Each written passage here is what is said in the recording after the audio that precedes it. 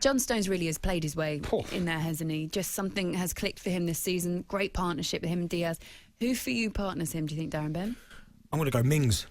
Just because he gives you that balance on that left-hand side. I think this season as well, consistency, I think he's been very good. And I know people talk about Maguire, but he's been at times all over the place defensively. So Michael Keane, I think he's in for a shout. I think he's had a good season at Everton, but I think just for balance on that side, I'm going to go for Mings. Okay, lots and lots of discussions this morning about who should start where. Darren Bent, Ali McCoy, Laura Woods on talkSPORT Breakfast. We've also been talking about the pressure actually of playing in your country and for your country, and how much that is heightened. Yeah. Because this tournament, the group stages for England will be played at Wembley, the semi-finals and the final will be played at Wembley.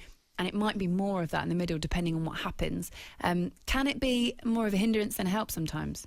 Can be, because as I said, I've been in squads. I mean, I go back to the game against Croatia. I know it was away, where we lost 2-0. I don't know if you can remember that. Do you remember when the ball was rolled back? Gary Neville rolled the ball back to Paul Robinson, and it bobbled over his foot. I remember the fans were on our case. And again as well, I go back to actually another game where I can understandably why the fans were so angry. You right there? Sorry. When we went out, obviously we didn't qualify for the Euros. Oh my God, that was probably the most toxic environment I've ever been in. When McLaren was in charge, he had the Broly and all that. So it can be at times a hindrance. I mean, but obviously if the team's playing really well, they come out the traps early against Croatia, get a positive result. Listen, it's going to help. But as I said, I've been there before where the expectation is that high. You're always expected to win the tournament. And sometimes you've got to be a bit real. You've got to be realistic.